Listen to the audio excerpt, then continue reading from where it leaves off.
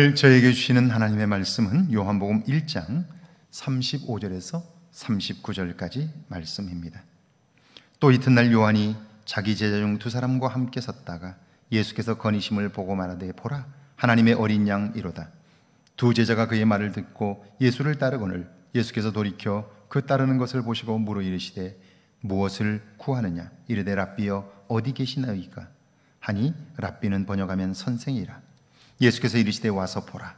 그러므로 그들이 가서 계신 데를 보고 그날 함께 거하니 때가 10시쯤 되었더라. 아멘. 하나님의 말씀입니다. 할렐루야. 하나님의 함께 하시는 은혜가 저와 여러분의 삶에 있기를 주의 이름으로 축복합니다. 평일에 교회에 나와 기도하는 사람이 있습니다. 그는 기도하기를 하나님 이것도 필요하고 저것도 필요합니다. 그러면서 자신이 필요한 것들을 하나씩 하나씩 아뢰입니다. 그런데 다른 편에서 기도하는 사람이 그가 큰 소리로 기도하기에 본인의 의도와 상관없이 그의 기도 내용을 듣습니다. 들어보니 필요한 것이 얼마나 많은지 끝이 나질 않습니다. 한참을 듣던 그 사람이 벌떡 일어나 그에게로 다가가 이렇게 말합니다. 집사님, 지금까지 기도하신 집사님의 기도를 단 한 줄로 요약할 수 있습니다. 하나님 아버지, 돈이 필요합니다. 그 기도 아니냐고. 그 한 줄만 하면 될 걸 뭐 그렇게 여러 말을 하느냐고 그렇게 얘기를 해줍니다. 자, 35절과 36절입니다. 또 이튿날 요한이 자기 제자 중 두 사람과 함께 섰다가 예수께서 거니심을 보고 말하되 보라 하나님의 어린 양이로다. 요한이 유대교에 힘 있는 사람들과 자신이 행한 물세례와 오실 예수님에 관한 이야기를 나눈 그 다음 날 제자 두 사람과 함께 길에 섰습니다.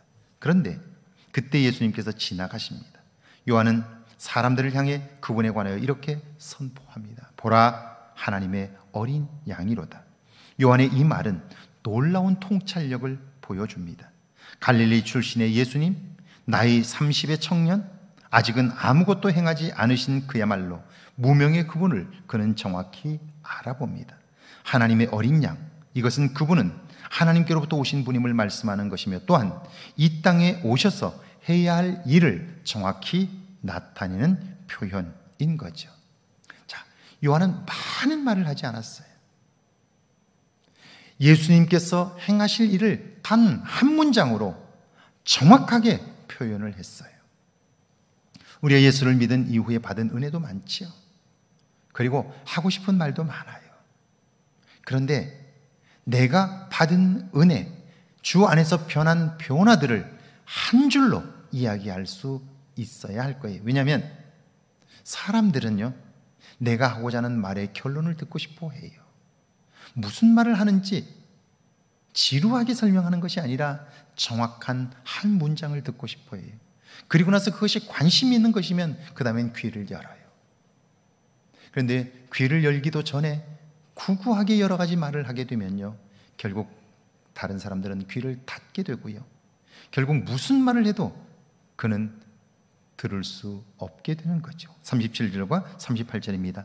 두 제자가 그의 말을 듣고 예수를 따르거늘 예수께서 돌이켜 그 따르는 것을 보시고 물어 이르시되 무엇을 구하느냐? 이르되 랍비여 어디 계시오니까? 하니 랍비는 번역하면 선생이라. 요한의 제자 둘은 그 말을 듣자마자 예수님에게로 달려갑니다. 단순한 호기심이 아니라 스승인 요한을 버리고 예수님께로 간 거예요. 인간적으로 생각하면 요한은 섭섭하고 괘씸할 수 있어요. 그러나 요한의 반응은 기록되지 않았습니다. 예수님께서 그들을 보시며 물으십니다. 무엇을 구하느냐? 이 말씀은 무엇 때문에 분주하느냐? 무엇을 얻으려고 하느냐? 무엇 때문에 여기 왔다 저기 갔다 그렇게 분주하게 왕래하느냐? 그런 물음입니다. 다시 말하면 요한의 제자는 아직 예수님에 관하여 알지 못하고 있어요. 그러면서 분주히만 움직이는 거죠. 39절입니다. 예수께서 이르시되 와서 보라. 그러므로 그들이 가서 계신 데를 보고 그날 함께 거하니 때가 10시쯤 되었더라. 예수님은 그런 그들을 향해 와서 보라 말씀합니다. 들어서 하는 것이 아니라, 배워서 깨닫는 것이 아니라 와서 보고 배우라는 거예요. 깨달으라는 겁니다. 그렇습니다. 지식은 존재를 바꾸지 못합니다. 그러나 몸으로 배운 지식과 깨달음은 삶뿐 아니라 존재를 바꾸는 거예요. 예수님을 만나고 경험하는 일은 그래서 너무나 중요해요. 우리가 교회 안에서 교제한다고 할 때 우리는 나의 변화와 그리고 나의 새로워진 모습들을 사람들에게 전할 수 있어요.